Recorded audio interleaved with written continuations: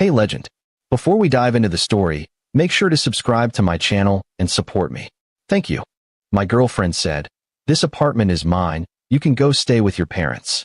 I smiled and said, "All right, let's see who wins." The next morning, when she woke up, everything had changed. And for the first time, she realized, "You started the game, but in the end, I'm the winner. I'm 35, and until a month ago, I thought I had my life together. 4 years with Vanessa, a woman I genuinely believed was my future. We lived in what I considered our apartment, a 2-bedroom condo downtown that I'd purchased 6 years ago. She moved in after we'd been dating for about 10 months, and it felt natural. She worked in event planning, and we seemed solid. The kind of couple people assumed would get engaged soon. Then I came home early from a business trip. I was supposed to be gone until Thursday, but meetings wrapped up Tuesday afternoon. I caught an earlier flight, landed around 8 p.m., and my phone had died somewhere over Nevada. I got home around 9:30, used my keys, and found Vanessa on my couch with a guy I'd never seen before. They weren't in a compromising position exactly, but the way they jumped apart when I walked and said everything. Her hand had been on his leg. His arm was around her shoulders. 2 wine glasses sat on my coffee table. "Who's this?" I asked calmly. The guy stood up fast, looking like he wanted to vanish. "I'm Marcus." "I should go." "Yeah, you should." Vanessa started stammering. "This isn't what it looks like. He's just a friend from work. We were watching a movie." "Right," I said. "A friend." Marcus grabbed his jacket and practically ran out. Vanessa sat there, arms crossed defensively, face red. "You're overreacting.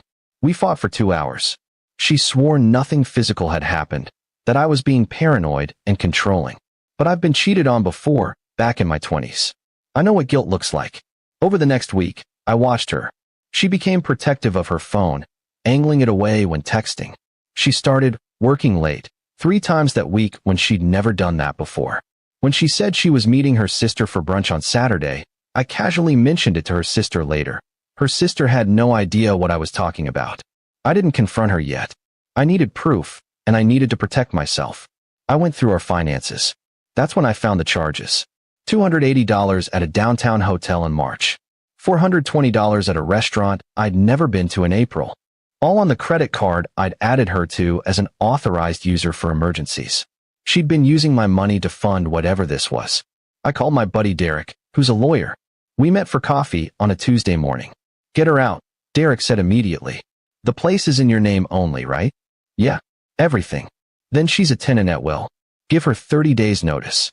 If she doesn't leave, you file for eviction. Simple. What if she fights it? She won't have a case. No lease, no ownership, and you've got proof of financial misuse. Document everything and move forward." I started preparing. I photographed everything in the apartment that was mine, which was basically everything except her clothes. I moved important documents to a safety deposit box. I opened a new bank account and rerouted my paycheck. I took my grandmother's jewelry to my parents' house. Then I waited. Last Wednesday, Vanessa came home around 6:30. She was distant, barely looked at me, picked at her dinner. Around 8 p.m., she poured a large glass of wine and sat across from me. "We need to talk," she said. "Okay." She took a breath. "I don't think this is working anymore. I think we want different things." I nodded like I was processing. "What do you mean?" "I mean us. This relationship. I need space. I need to figure out who I am outside of this." Classic script. "So what are you suggesting?" She looked around the apartment, at the exposed brick I'd paid to restore, the kitchen I'd renovated. "I think you should move out for a while.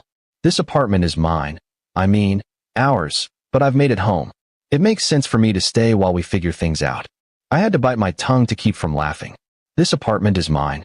You want me to move out?" I said flatly. "Just temporarily. You can stay with your parents. They have that big house, and we can use the time to think." I leaned back and really looked at her. This woman was sitting in my kitchen, trying to kick me out of my own home so she could continue her affair in comfort. I smiled. "All right, let's see who wins." Her eyebrows knitted. "What?" "You heard me." She looked confused but relieved I wasn't fighting. "So you'll go?" "I'll leave tonight," I said, standing. "But Vanessa? You just made the biggest mistake of your life." Update 1. I packed and went to my parents' house that night. The next morning, I called Derek. By noon, I had formal eviction papers drafted. By 3 p.m., A process server delivered them to Vanessa at the apartment. My phone started ringing at 3:47 p.m. Vanessa. I didn't answer. She called 6 more times. The text started, "What the hell is this? You can't kick me out. This is my home too. Call me back right now. We can talk about this. Please don't do this." I didn't respond. Around 7 p.m. "Baby, I'm sorry. I overreacted. Please come home and we'll work this out." Too late. 4 days later, building management called. Vanessa had tried to remove my name from the mail directory. The property manager knew I owned the place and called to warn me. "She's trying to establish residency," Derek explained. "Document everything." On day 7, I went back with my dad to get some things. Vanessa answered in sweatpants and my old college shirt. "What do you want?" "Getting my things," I said. "You can't just show up here." My dad stepped forward. "Yes, he can. It's his property. Move aside or we call the police." She moved. Inside, I felt my blood pressure spike. She'd rearranged everything. My furniture, my books, my artwork. She'd moved my stuff to the spare bedroom and spread her things throughout like she was claiming territory. "What did you do?" I asked. "Making it mine," she said defiantly. "You left. This is my apartment now." "No, it's not." I photographed everything and packed what I needed. As we left, she grabbed my arm. "Why are you doing this?" For the first time, she looked scared. "You're sorry you got caught," I said, pulling free. "There's a difference." Update 2 day 15. Marcus messaged me on LinkedIn. "Hey man, I think we should talk. Vanessa told me you were separated and the apartment was hers. I didn't know the real situation." "I'm sorry," I replied. "How long were you seeing her?" "Since February. She said you two were basically roommates, that it was over but complicated." February. For months of lies. That same day, Vanessa's mom called, crying. "Is it true? Did you kick Vanessa out with nowhere to go? Did she tell you why?" "She said you're being cruel and controlling." I told her everything. The man on the couch, the credit card charges, the lies, the attempt to steal my home. Long silence. "That girl," her mother finally said, voice shaking. "I didn't raise her like this. I'm so sorry." Day 22. Vanessa's lawyer sent a letter demanding $15,000 in relocation costs and 90 days instead of 30. It vaguely threatened a lawsuit for emotional distress. Derek laughed. "She's got nothing. Let the 30 days expire and file for eviction." Day 30. I filed for eviction. Court date set for 3 weeks out.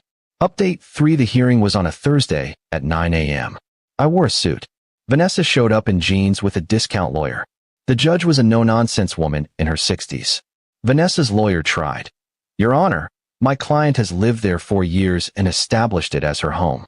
This eviction is retaliatory." I presented my documents. "Your Honor, I'm the sole owner. She's never been on the lease, never paid rent, lived as a guest." I gave proper notice. I also have proof she misused my credit card. I included the highlighted statements. The judge reviewed everything, then looked at Vanessa. "Did you pay the mortgage?" "I paid groceries and utilities." "Written rental agreement?" "No." "But, is your name on the deed?" "No, Your Honor, but we were together." The judge held up her hand. "I've heard enough. The defendant is the sole owner." Proper notice was given. Eviction granted. 7 days to vacate or the sheriff will assist. Vanessa's face crumpled. "Your Honor, I don't have anywhere to go." The judge's expression softened slightly. "That's unfortunate, but not the court's concern. You had 30 days plus hearing time." 7 days. Next case. In the hallway, Vanessa turned to me, mascara running. "You're really throwing me out on the street." "You tried to throw me out first," I said. "You just didn't realize it was my street." "I have nowhere to go. Should have thought about that before cheating on me in my home with my money." I started walking, then turned back. "By the way, Marcus told me everything. Since February, Vanessa." She just stood there crying. I walked out into the sunshine and felt lighter than I had in months. Final update 2 months later, Vanessa's gone. She moved out on day 6. The apartment needed deep cleaning. She'd left trash everywhere and somehow stained my hardwood floors with wine. Cost me $600 to refinish them, but worth it. Through mutual friends, I learned she's living with Marcus now. Apparently, it's not going well. She's tried contacting me through social media a few times, swinging between apologetic and angry. I've blocked her everywhere. My credit card company refunded most of the fraudulent charges after I filed a report. The apartment is mine again, truly mine. I repainted, bought a new mattress, rearranged everything back how I like it. I've been on a few dates, nothing serious, but I'm not rushing. Someone at work asked if I felt guilty. I thought about it. No. Vanessa had every opportunity to be honest, faithful, to be a partner. She chose differently every time. She tried to manipulate me and steal my home. I just didn't let her. I'm 35, single, living in my apartment that nobody can take from me. The coffee tastes better in the mornings. The space feels cleaner. I sleep through the night without wondering if the person next to me is texting someone else. Vanessa started the game. She just didn't realize I knew the rules better than she did. Edit 1. People asked if I got an apology. She sent one generic email 3 weeks after moving out about mistakes and moving forward. I deleted it without responding. Edit 2. Marcus apparently didn't know the full situation initially. Once he realized, he backed off. Last I heard, they're not together anymore either. Edit 3. My parents are great. My mom still asks if I'm eating enough, and my dad helped me install new locks. Family comes through.